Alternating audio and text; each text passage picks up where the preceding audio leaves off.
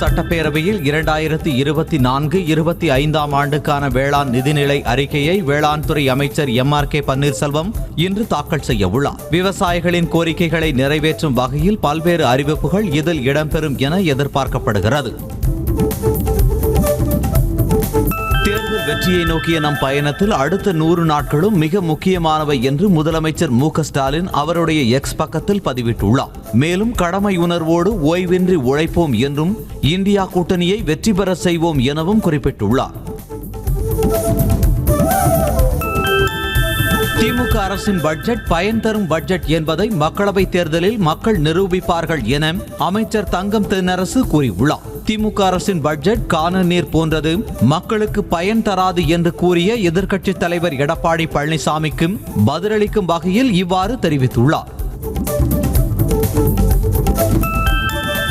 இன்றைய தினம் கல்வி பிரிவில் ஒரு குறிப்பிடத்தக்க நாளாக இருக்கும் என ஜம்மு பயணத்தை குறிப்பிட்டு பிரதமர் மோடி தெரிவித்துள்ளார். ஜம்மு காஷ்மீருக்கு சுற்றுப்பயணம் மேற்கொள்ளும் பிரதமர் மோடி 13,375 கோடி மதிப்பிலான பல்வேறு கல்வி திட்டங்களை தொடங்கி வைக்கிறார். பிரதமர் மோடி இன்று ஜம்மு காஷ்மீர் செல்ல உள்ளதை அடுத்து அங்கு பட்டாசுகள் வாங்க மற்றும் விற்க தற்காலிகமாக தடை விதிக்கப்பட்டுள்ளது. உடனடியாக இந்த தடை அமலுக்கு வந்த நிலையில் இன்று மாலை 5 மணி வரை நீடிக்கும் என தெரிவிக்கப்பட்டுள்ளது. பயிர்களுக்கு குறைந்தபட்ச ஆதார விலை தொடர்பாக மத்திய அரசு முன்மொழிந்த யோசனையை நிராகரித்த விவசாயிகள் டெல்லி நோக்கிய பேரணி தொடரும் என அறிவித்துள்ளனர். அதன்படி நாளை காலை 11 மணிக்கு டெல்லி நோக்கி பேரணியை மீண்டும் தொடங்க உள்ளதாக விவசாயிகள் தெரிவித்தனர். பயிர்களுக்கு 5 ஆண்டுகள் ஆதார விலையை நிர்ணயம் செய்யும் திட்டத்தில் தெளிவு இல்லாததால் தான் அதை ஏற்கவில்லை என விவசாயிகள் விளக்கம் அளித்துள்ளனர். அதோடு 23 வகை விளைபொருட்களுக்கும் அடிப்படை ஆதார விலையை நிர்ணயம் செய்ய வேண்டும் என வலியுறுத்தினர். ஹரியானாவின் ஷாம்பு எல்லையில் விவசாயிகள் மீது நடத்தப்பட்ட தாக்குதல்களுக்கு விவசாய சங்கங்கள் கண்டனம் தெரிவித்தன. போலீசார் நடத்திய தாக்குதல்களில் 400 விவசாயிகள் காயமடைந்ததாகவும் புகைக்குண்டுகளை பயன்படுத்தவில்லை என ஹரியானா டிஜிபி பொய் கூறுவதாகவும் குற்றம் சாட்டினர். விவசாயிகள் போராட்டத்தில் ஈடுபட்டு வரும் ஷாம்பு எல்லை பகுதியில் கனமழை கொட்டி தீர்த்தது.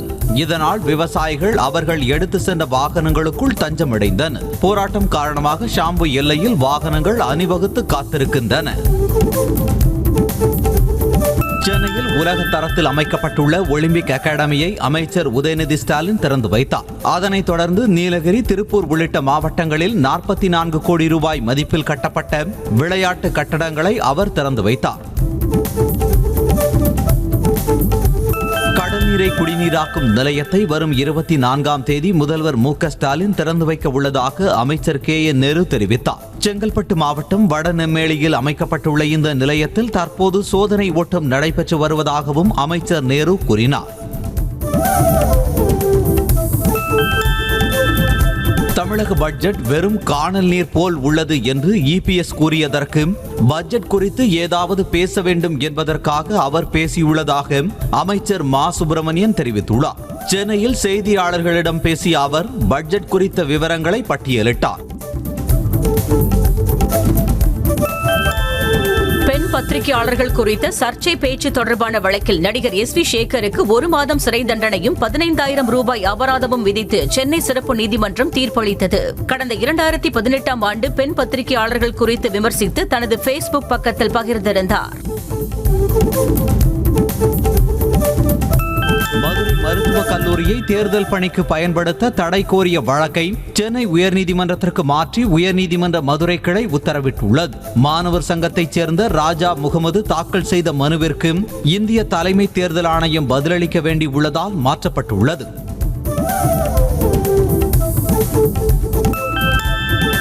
சென்னை காவல்துறை சார்பில் முதல் குதிரையேற்ற போட்டி இன்று தொடங்கி 22ஆம் தேதி வரை நடைபெற உள்ளது. புதுப்பேட்டையில் உள்ள குதிரைப்படை மைதானத்தில் நடைபெறும் இப்போட்டியில் 7 குழுக்கள், 46 குதிரைகள், 70 வீரர்கள் பங்கேற்க உள்ளதாக அறிவிக்கப்பட்டுள்ளது. வஉசி குறித்து அவதூறாக பேசியதாக திமுக எம்பி ஆர் ராசாவுக்கு எதிர்ப்பு தெரிவித்து திருப்பூர் மாவட்ட ஆட்சியர் அலுவலகம் முன்பு வெள்ளாளர் முன்னேற்ற கழகத்தினர் ஆர்ப்பாட்டத்தில் ஈடுபட்டனர். அப்போது போலீசாருக்கும் அவர்களுக்கும் இடையே வாக்குவாதம் ஏற்பட்டது. சென்னை கொடுங்கையூரில் எஸ்டிபிஐ பிரமுகரை தகாத வார்த்தைகளால் பேசியதாக திமுக வட்ட செயலாளர் மீது வழக்கு பதிவு செய்ய கோரி அக்கட்சி நிர்வாகிகள் காவல் நிலையத்தை முற்றுகையிட்டனர். இதையடுத்து வட்ட செயலாளர் ஹரிதாஸ் மீது வழக்கு பதிவு செய்யப்பட்டது. புதுச்சேரி துணைநிலை ஆளுநராக தமிழிசை சவுந்தரராஜன் பதவியேற்று 3 ஆண்டுகள் நிறைவடைந்ததை தொடர்ந்து அவரை மாநில முதல்வர் ரங்கசாமி நேரில் சந்தித்து வாழ்த்து தெரிவித்தார்.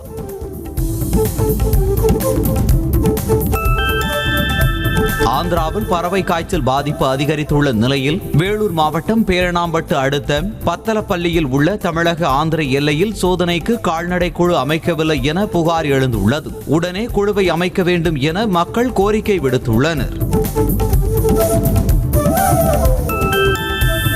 வைகை எக்ஸ்பிரஸ் ரயிலின் ஏசி பெட்டியில் பெருச்சாளிகளின் தொல்லை அதிகரித்துள்ளதால் பயணிகள் அச்சமடைந்துள்ளனர். ரயிலில் வைக்கப்பட்டிருந்த ஒரு பயணியின் திருப்பதி கோவில் லட்டு பிரசாதம் மற்றும் பையை கடித்தது தொடர்பான வீடியோ காட்சிகள் வெளியாகியுள்ளன. புதுக்கோட்டை மாவட்டம் அரங்கினாம்பட்டி ஆதிகாலத்து பிள்ளையார் கோவில் கும்பாபிஷேக விழாவில் இரு சமூகத்தினரிடையே மோதல் ஏற்பட்டதால் பரபரப்பு ஏற்பட்டது. இதையடுத்து போலீசார் தடியடி நடத்தி கூட்டத்தை கலைத்தனர். மோதல் தொடர்பாக விசாரணை நடந்து வருகிறது. ஆந்திர மாநில போலீஸ் மீது கார் ஏற்றி கொலை செய்த வழக்கில் மேலும் ஒருவர் விழுப்புரம் நீதிமன்றத்தில் சரணடைந்தார். நீதிமன்றத்தில் சரணடைந்த கள்ளக்குறிச்சி மாவட்டத்தைச் சேர்ந்த மகேந்திரன் என்பவரை வருகின்ற 23ஆம் தேதி வரை கடலூர் மத்திய சிறையில் அடைக்க நீதிபதி உத்தரவிட்டார். சென்னை காசிமேட்டில் இளைஞரை கத்தியால் தாக்கிய புகாரில் 3 இளைஞர்களை போலீசார் கைது செய்து சிறையில் அடைத்தனர்.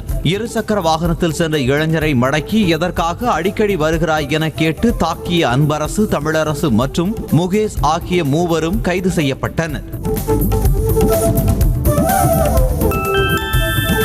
பெண்ணை ஆணவ கொலை செய்த வழக்கில் அவரது கணவர், மாமியார் உள்ளிட்ட 4 பேருக்கு கடலூர் தாழ்த்தப்பட்டோர் மற்றும் பழங்குடியினர் சிறப்பு நீதிமன்றம் இரட்டை ஆயுள் தண்டனை வழங்கியுள்ளது. புவனகிரி அருகே ஆதிரவாகநத்தம் கிராமத்தைச் சேர்ந்த சீதா என்பவர் 2014ஆம் ஆண்டில் கொலை செய்யப்பட்டார். தூத்துக்குடி நாசரேத் திருமண்டலத்துக்கு சொந்தமான சண்முகபுரத்தில் உள்ள தூய பேதுரு ஆலயத்தில் நடந்த கூட்டத்தில் இரு தரப்பினரிடையே மோதல் ஏற்பட்டது. டிஎஸ்எஃப் அணியினரும் எஸ்டிகே ராஜன் அணியினரும் மோதிக்கொண்டதில் காயமடைந்த 2 பேர் மருத்துவமனையில் அனுமதிக்கப்பட்டுள்ளனர். மத்திய அரசின் திட்டங்கள் அனைத்து சமூக மக்களையும் சென்றடையும் வரை தனது அரசு ஓயாது என பிரதமர் மோடி கூறினார். உத்தரப்பிரதேச மாநிலம் லக்னோவில் பல்வேறு திட்டங்களை தொடங்கி வைத்து பேசிய அவர் அனைத்து நாடுகளும் இந்தியாவின் வளர்ச்சியை உணர்வதாக பெருமிதம் தெரிவித்தார். பிரதமர் மோடியின் உத்தரவாதம் விவசாயிகள், தொழிலாளர்கள், தலித்துகள் மற்றும் பிற்படுத்தப்பட்ட மக்களுக்கு இல்லை என காங்கிரஸ் தலைவர் மல்லிகார்ஜுன கார்கே கடுமையாக விமர்சித்தார். உத்தரப்பிரதேசத்தில் ராகுல் காந்தியின் யாத்திரையில் பங்கேற்று பேசிய அவர் இவ்வாறு கூறினார். உத்தரப்பிரதேச மாநிலம் அமேதி தொகுதியில் காங்கிரஸ் தொண்டர்கள் புடைசூழ நீதி யாத்திரை மேற்கொண்ட ராகுல் காந்தியை மத்திய அமைச்சர் ஸ்மிருதி இரானி விமர்சித்துள்ளார். அமேதியில் வெறிச்சோடிய தெருக்களில் ராகுல் காந்தி யாத்திரை சென்றதாக கடுமையாக சாடினார். ராகுலின் இந்திய ஒற்றுமை நீதி யாத்திரையில் வரும் 24ஆம் தேதி பிரியங்கா காந்தி பங்கேற்க உள்ளதாக தகவல் வெளியாகியுள்ளது. பிரியங்கா காந்தி உடல்நலக்குறைவால் மருத்துவமனையில் சிகிச்சை பெற்று வீடு திரும்பிய நிலையில் இந்த அறிவிப்பு வெளியாகியுள்ளது.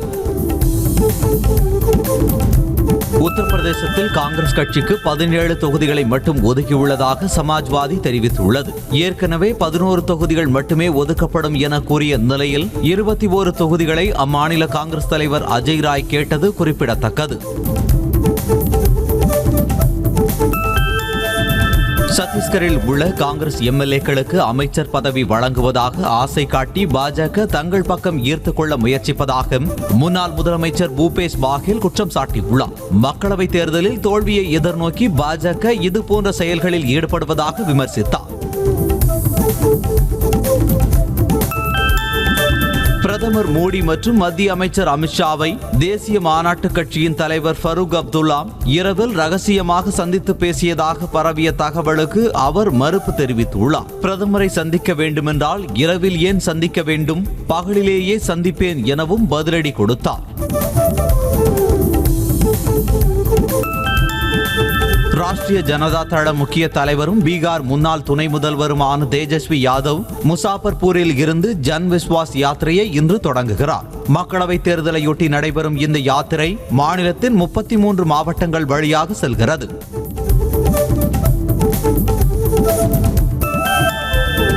தேசியவாத காங்கிரஸ் கட்சியை உருவாக்கியவரிடம் இருந்து கட்சி பறிக்கப்பட்ட விதம் மிகவும் தவறானது என சரத்பவாரின் மகள் சுப்ரியா சுலே தெரிவித்துள்ளார். அதோடு சரத்பவாருக்கு புதிதாக ஒதுக்கப்பட்ட கட்சி பெயர், சின்னம் ஆகியன தொடரும் என்ற உச்சநீதிமன்ற தீர்ப்பை வரவேற்பதாக கூறினார். பீகார் மாநிலத்தில் மக்களவைத் தேர்தலுக்கான ஏற்பாடுகள் குறித்து தலைமை தேர்தல் ஆணையர் ராஜீவ்குமார் தலைமையிலான தேர்தல் அதிகாரிகள் குழுவினர் ஆய்வு செய்தனர். தொடர்ந்து மாநில தேர்தல் அதிகாரி, காவல்துறை மற்றும் மத்திய துணை ராணுவ படை அதிகாரிகளுடன் ஆலோசனை நடத்தினர். மேற்கு வங்கம் சந்தேஷ்காலி கலவர செய்தியை சேகரித்த தங்கள் பத்திரிகையாளர் கைது செய்யப்பட்டதற்கு ரிபப்ளிக் பங்களா பத்திரிகை நிறுவனம் கண்டனம் தெரிவித்துள்ளது. மம்தா பானர்ஜியின் காவல்துறை ஷேக் ஷாஜகானை பிடித்தது போல் நடந்து கொள்வதாகவும் விமர்சித்துள்ளது. ஆந்திர மாநிலம் விசாகப்பட்டினம் கடற்கரையில் இந்திய கடற்படையின் ஒத்திகை நடைபெற்றது. அப்போது இந்திய கடற்படை வீரர்கள் ஜெட் விமானங்கள் மற்றும் ஹெலிகாப்டர்களை கொண்டு சாகசம் நிகழ்த்தினர். ஜம்மு காஷ்மீரின் குப்வாராவில் உள்ள சிவஜெயந்தி விழாவை முன்னிட்டு சத்ரபதி சிவாஜி மகாராஜ் சிலைக்கு இந்திய ராணுவ வீரர்கள் மரியாதை செலுத்தினர். கடும் பனிப்பொழிவையும் பொருட்படுத்தாமல் ராணுவ வீரர்கள் மரியாதை செலுத்திய நிலையில் பல்வேறு நிகழ்ச்சிகள் நடைபெற்றன.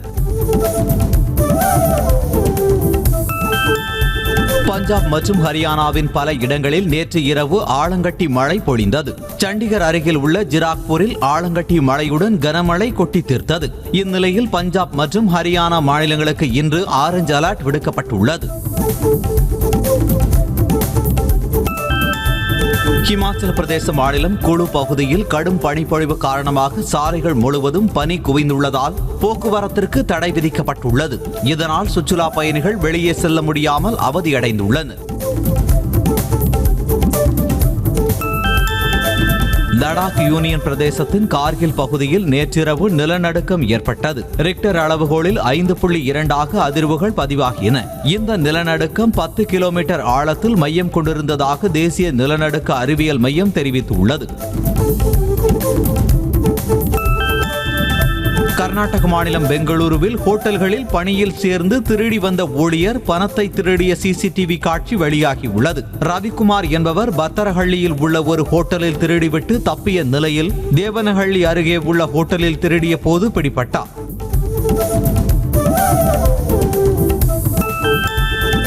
மயிலாடுதுறை மாவட்டம் சீர்காழி அடுத்த காரைமேடு சித்தர்புரத்தில் உள்ள ஒளிலாயம் சித்தர் பீடத்தில் தைவான் நாட்டைச் சேர்ந்த காதல் ஜோடிக்கு இந்து முறைப்படி திருமணம் நடைபெற்றது. ஏற்கனவே இவர்கள் திருமணம் செய்து கொண்டவர்கள் என்பது குறிப்பிடத்தக்கது. காஞ்சிபுரம் மாநகராட்சி கூட்டத்தில் இருந்து திமுக மாமன்ற உறுப்பினர் வெளிநடப்பு செய்ததால் பரபரப்பு ஏற்பட்டது. தாம் கடிதம் வைக்காத நிலையில் தமது வார்டில் சாலை அமைக்கும் பணி அஜெண்டாவில் இடம்பெற்றது குறித்து உறுப்பினர் கமலக்கண்ணன் வாக்குவாதத்தில் ஈடுபட்டார். சென்னை திருவொற்றியூரில் மாமன்ற கூட்டத்தில் மண்டல உதவி ஆணையர் உட்பட அதிகாரிகள் அனைவரும் வெளிநடப்பு செய்ததால் சலசலப்பு ஏற்பட்டது. மாமன்ற உறுப்பினருடன் மண்டல உதவி ஆணையருக்கு ஏற்பட்ட வாக்குவாதம் காரணமாக வெளிநடப்பு செய்தார்.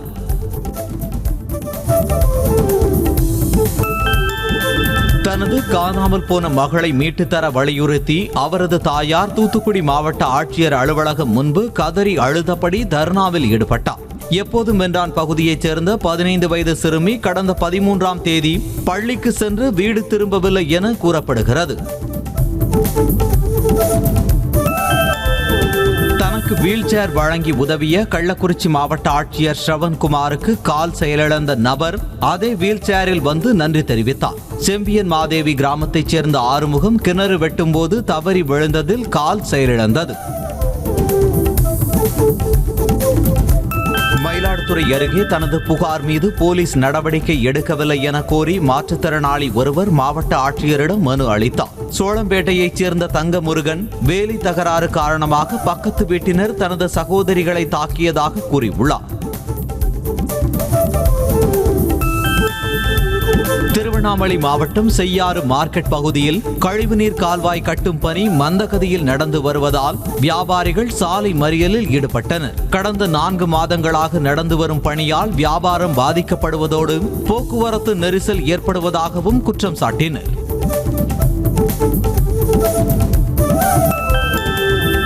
விவசாயிகள் போராட்டத்திற்கு ஆதரவாக கோவையில் அனைத்து கட்சி மற்றும் இயக்கங்கள் சார்பில் ரயில் நிலையம் முற்றுகை போராட்டம் நடைபெற்றது. அப்போது விளைபொருட்களுக்கு குறைந்தபட்ச ஆதார விலை நிர்ணயிக்க வேண்டும் உள்ளிட்ட கோரிக்கைகளை வலியுறுத்தி கோஷங்களை எழுப்பினர். தூத்துக்குடி மாவட்டம் சாத்தான்குளம் பகுதியில் அரசியல் கட்சிகளின் சுவர் விளம்பரங்களை அழிக்கும் பணி தீவிரமாக நடைபெற்று வருகிறது. நாடாளுமன்ற தேர்தல் தேதி அறிவிப்பு விரைவில் வெளியாக உள்ள நிலையில் நெடுஞ்சாலைத்துறை பணியாளர்கள் இப்பணியில் ஈடுபட்டுள்ளனர்.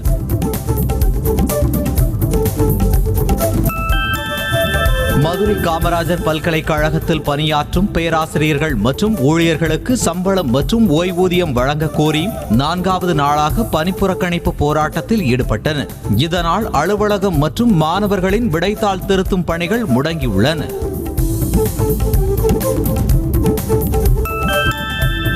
திருவண்ணாமலை மாவட்டம் மங்களம் அரசு மேல்நிலைப் பள்ளியில் இருந்த 7 பழமையான மரங்களை உரிய அனுமதி இல்லாமல் வெட்டியதாக புகார் எழுந்துள்ளது. பெற்றோர் ஆசிரியர் கழகத்தில் தீர்மானம் நிறைவேற்றப்பட்டு மரங்கள் வெட்டப்பட்டதாக தலைமை ஆசிரியர் பதிலளித்துள்ளார்.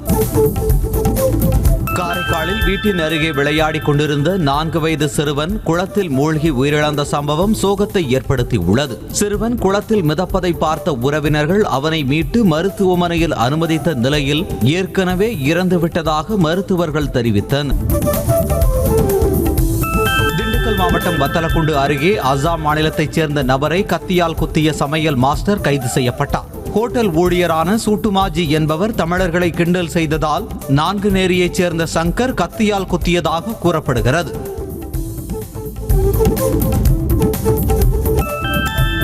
புதுச்சேரியில் பட்டப்பகலில் டாட்டூ கலைஞர் வெட்டி கொலை செய்யப்பட்ட சம்பவம் அரங்கேறியுள்ளது. முன்விரோதம் காரணமாக கடலூர் மாவட்டம் மதலப்பட்டு கிராமத்தைச் சேர்ந்த மகேந்திரன் என்பவர் ஆட்களை ஏவிவிட்டு கிருமாம்பாக்கம் ஈச்சங்காடு பகுதியைச் சேர்ந்த சிவானந்தம் என்பவரை கொலை செய்துள்ளார்.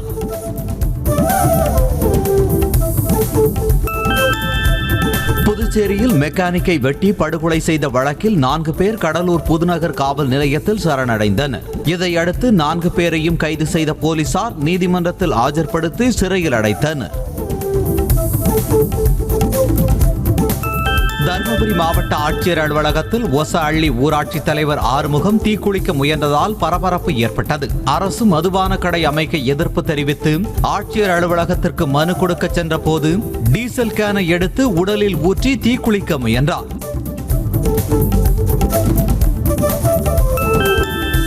பெண்களுக்கு குறைந்த வட்டியில் வங்கியில் கடன் வாங்கி தருவதாக கூறி தனியார் தொண்டு நிறுவனம் மோசடியில் ஈடுபடுவதாக புகார் அளிக்கப்பட்டுள்ளது. தூத்துக்குடி இந்து மகாசபா அமைப்பினர் அனுகிரகா தொண்டு நிறுவனத்தின் மீது மாவட்ட ஆட்சியரிடம் புகார் அளித்துள்ளனர்.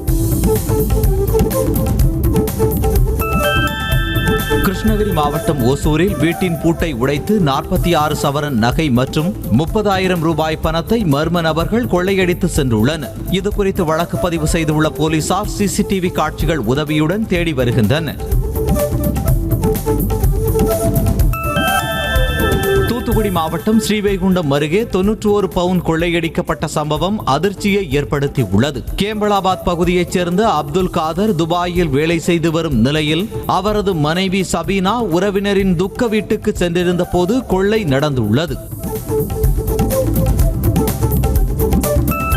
மாவட்டம் பெரியகுளம் பகுதியில் போலீசாரை தள்ளிவிட்டு தப்ப முயன்ற கைதியால் பரபரப்பு ஏற்பட்டது. தேவதானப்பட்டியைச் சேர்ந்த தெய்வேந்திரனை திருட்டு வழக்கில் நீதிமன்றத்தில் ஆஜர்படுத்திவிட்டு மீண்டும் அழைத்துச் சென்ற போது தப்பியோட முயன்ற நிலையில் போலீசார் விரட்டி பிடித்தனர்.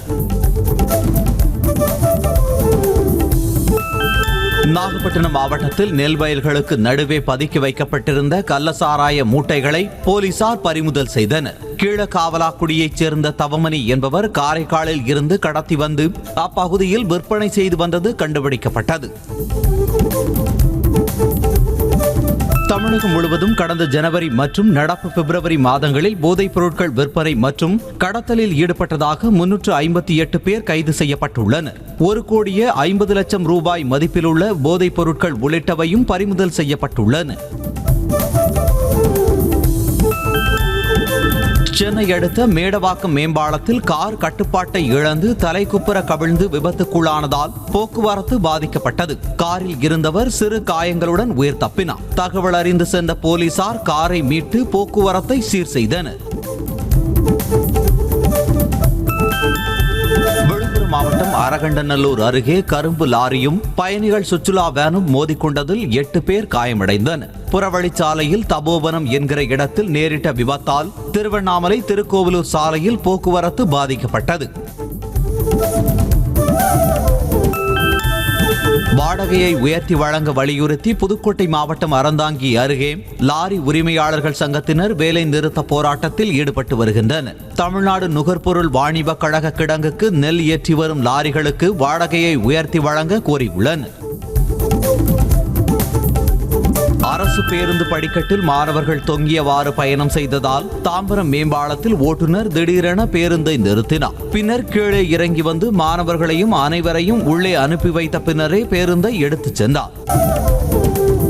தமிழக கிரிக்கெட் அணி 7 ஆண்டுகளுக்கு பிறகு ரஞ்சி கோப்பை தொடரின் காலிறுதி சுற்றுக்கு முன்னேறியுள்ளது. சி பிரிவில் அங்கம் வகித்த தமிழக அணி தனது கடைசி லீக் ஆட்டத்தில் பஞ்சாப் அணியை 9 விக்கெட்டுகள் வித்தியாசத்தில் வீழ்த்தி அபார வெற்றி பெற்றது. ஸ்ரீரங்கம் ரங்கநாதர் கோவிலில் நடைபெற்ற மாசி தெப்ப உற்சவத்தில் திரளான பக்தர்கள் பங்கேற்று சாமி தரிசனம் செய்தனர். இதனையொட்டி நம்பெருமாள் சிறப்பு அலங்காரத்தில் தெப்ப குளத்தை 3 முறை சுற்றி வந்து பக்தர்களுக்கு காட்சியளித்தார்.